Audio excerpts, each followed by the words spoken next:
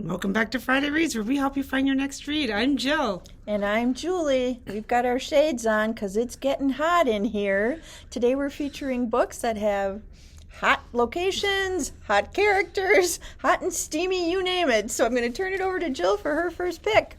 So when I think of hot books for summer, I think of the beach. So my first selection is Beach Read by Emily Henry. I feel like Emily Henry lately has been writing a lot of romantic comedy kind of books that are fun and light to read, and this is one of them. A romance writer who no longer believes in love and literary writer stuck in a rut engage in a summer-long challenge that may upend everything they believe about happily ever afters. Augustus Everett is an acclaimed author of literary fiction. Janu Andrews writes best-selling romance. When she pens a happily ever after, she kills off his entire cast. They're polar opposites. In fact, the only thing they have in common is that for the next 3 months they're living in neighboring beach houses, broke and bogged down with writer's block. Until one hazy evening, one thing leads to another, and they strike a deal designed to force them out of their creative ruts. Augustus will spend the summer writing something happy, and January will pen the next great American novel. She'll take him on field trips worthy of rom-com montage, and he'll take her to interviewing surviving members of Backwoods' death cult. Obviously. Everyone will finish a book, and no one will fall in love. Really? So, if you're a writer, you might like it too, because they're practicing a new genre. So, Beach Read. Beach Read. That's cute. My first pick, Heatwave by Jill Marie Landis. This is an older book. It was published in 2004. Throughout her career, this best-selling author has consistently written stories filled with unforgettable sensuality, creating characters whose vibrant emotions instantly sweep you into their lives. In Heatwave, she turns up the heat and delivers her most riveting novel, one of the ones that she's written. Private investigator Kat Vargas once cared about someone so much it hurt. Once she lived a dream life with her first love and fiancé, until betrayal followed by shattering tragedy ended it all. Kat has sworn never to get too close to anyone again. But now the peace and quiet at Twilight Cove is driving the straight-talking, no-nonsense PI absolutely crazy. Then a prospective new client shows up at the door. Moved by his stubbornness and sincerity, Kat takes his case, breaking a promise to relax, recoup, and rethink her solitary life.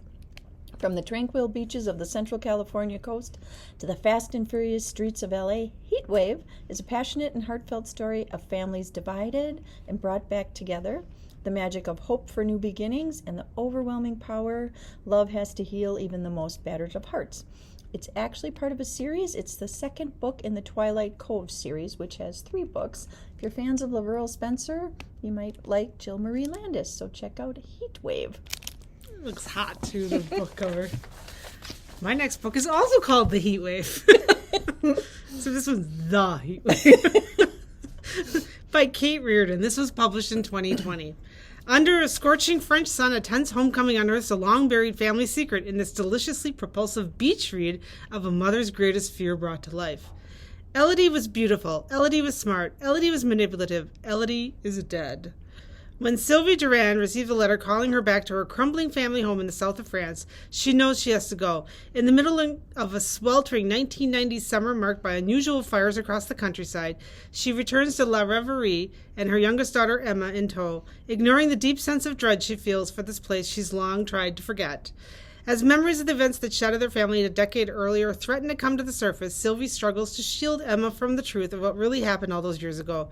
In every corner of the house, Sylvie can't escape the specter of Elodie, her first child.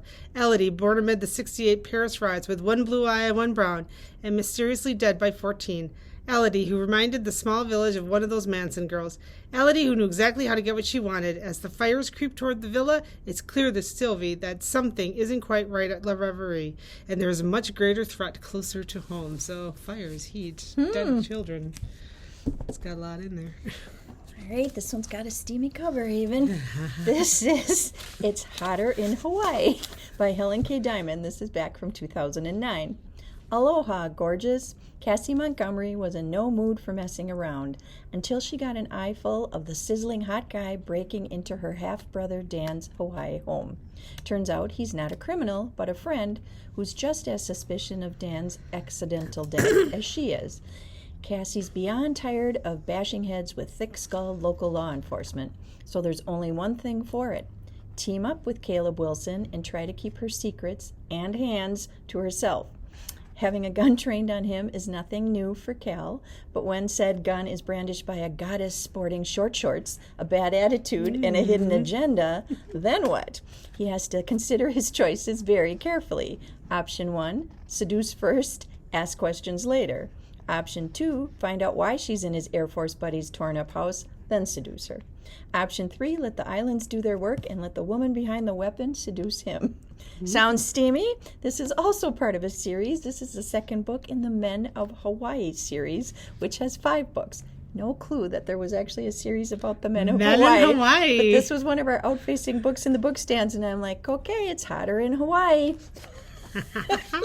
That's a hot book, all right. My next one is called Senkofa by Chibunder. I'm going to kill this name. Chibunder Anuzu. Published in 2021. I chose this because it takes place in a hot place, which is Africa. Anna's at a stage of her life when she's beginning to wonder who she really is. She has separated from her husband, her daughter is all grown up, and her mother, the only parent who raised her, is dead. Searching through her mother's belongings one day, Anna finds clues about an African father she never knew.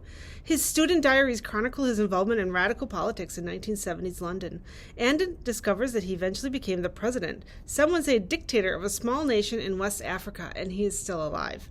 When Anna decides to track her father down, a journey begins that is disarmingly moving, funny, and fascinating. Like the metaphorical bird that gives its novel its name, Senkofa expresses the importance of reaching back to knowledge gained in the past and bringing it into the present to address universal questions of race and belonging, the overseas experience for African dysphoria, and search for family's hidden roots. So, a little trip to Africa in this one.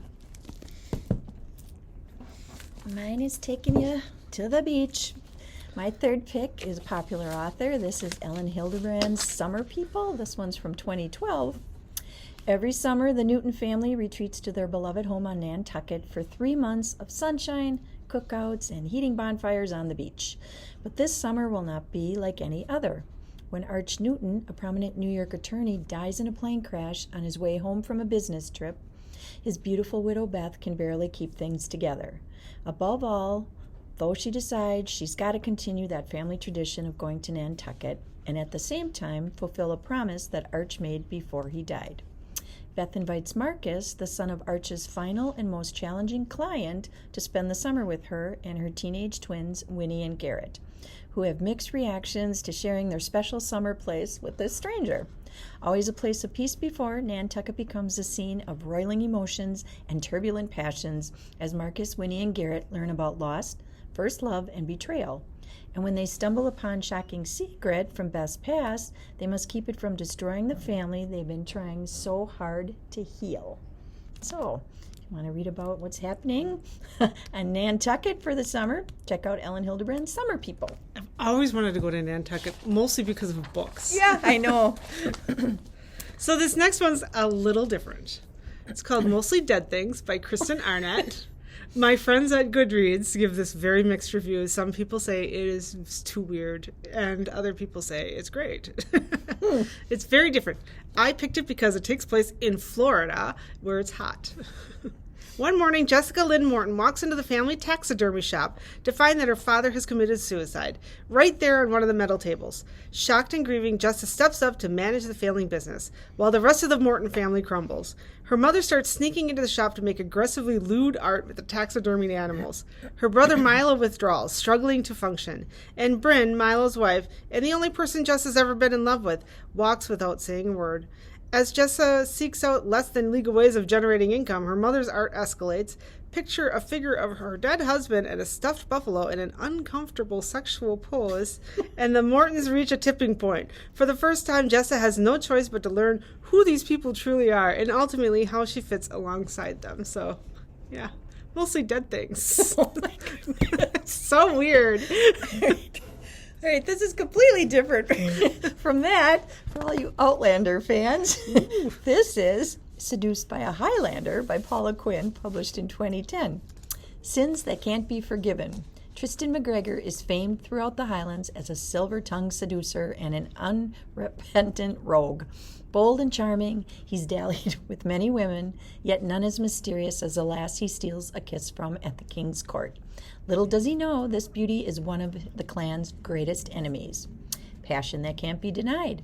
Isabel Ferguson has despised the bloodthirsty McGregors ever since they murdered her father. When she learns the handsome stranger who captivated her so is a McGregor, she vows to forget him. But Tristan means to possess her at any cost, and Isabel's body turns traitor at his touch. Can a man she's sworn to hate be the only one she can ever truly love? This is actually a series also. This is the second book in the Children of the Mist series, which begins with Ravished by a Highlander. Ravished. There's 4.5 books in that series, ending with a Highlander for Christmas. So, That's hot. Children of the Mist series. Love those. So my last one is F. Scotch Fitzgerald, The Great Gatsby. This is summer in Long Island with parties in the Jazz Age. So, I mean, can't go wrong with that. Published in 1925, this classic novel captures the Jazz Age as it happens over the course of a summer in New York. The story is about the fabulously wealthy Jay Gatsby and his love for the beautiful Daisy Buchanan. Of lavish parties on Long Island at a time when the New York Times noted gin was the national drink and sex was the national obsession. It is an exquisitely crafted tale that captures the Jazz Age in America, and I think everyone should read it. So why not this summer? There you go. My last book takes place in Brooklyn. This is Brooklyn Summer by Maggie Cummings. This was published in 2020. Ashley McAllister's life is a total disaster. Her ex dumped her for a guy, and she can't seem to stop bumping into them in their suddenly way too small Brooklyn neighborhood. At least Mother Nature is on her side. Summer's here, the forecast, all sunshine. Ashley needs a little excitement, and things get exponentially hotter when Kellen Dwyer walks into her life.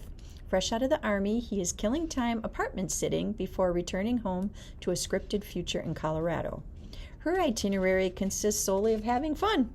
Ashley and Kellen decide friends with benefits is a hot and fun and sexy as hell, but romance, well, that's a terrible idea.